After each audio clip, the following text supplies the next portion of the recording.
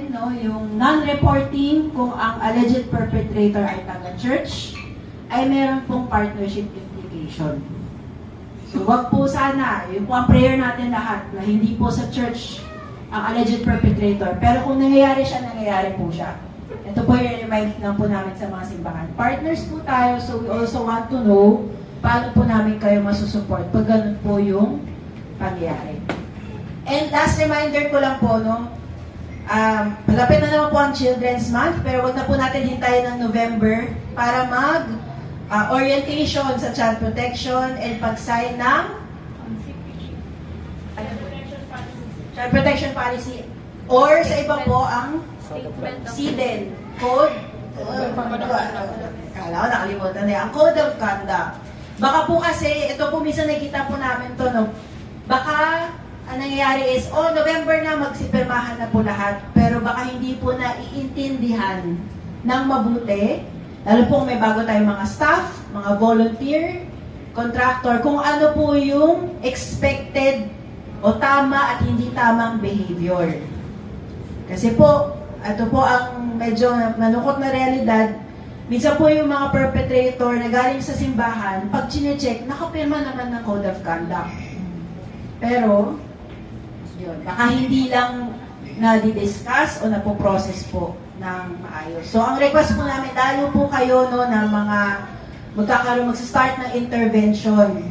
Make sure po natin, alam po sa ating mga PD na nandito, lahat po nung involved ay na-brief sa child protection at klaro po sa kanila ano yung mga expected na behavior. Bakit ko po ina-ask to o pino-point out po ito? Minsan po kasi sasabihin, isang nagiging violation, minessage ni perpetrator yung participant. Kasi nasa Code of Conduct naman na communication, dapat, official, pero yung communication nila hindi naman official at hindi naman appropriate. So yung mga simpleng bagay na akala natin, lang yun, madali lang naman yun, or common sense yun, hindi po siya laging klaro sa lahat po ng tao. Okay po, so lalo na, ito nga po, sabi natin, medyo sensitive ang mga topics. So medyo i-review po natin sa lahat po ng mga kasama po natin, anong gagawin kapag may batang nagsabi sa klase? Doon ba agad-agad i-address? Pag hindi agad in-address, ano ang tamang time at sino po ang tamang tao na i-involve para kausapin yung bata? At after class ba? Pa-step out ba siya?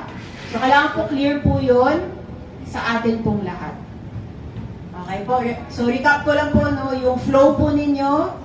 Kailangan refresher po sa confidentiality, yung resolver reporting, orientation sa child protection and Code of Conduct po na orientation and pag-sign. Para po, ready din po ang church. And we are praying po para po sa inyo, lalo na mga magsa-start. Kasi alam po natin na hindi po madali, pero yung heart nyo po para sa mga bata, yun naman po yung, alam natin na ikita, the God who sees po ang ating Panginoon.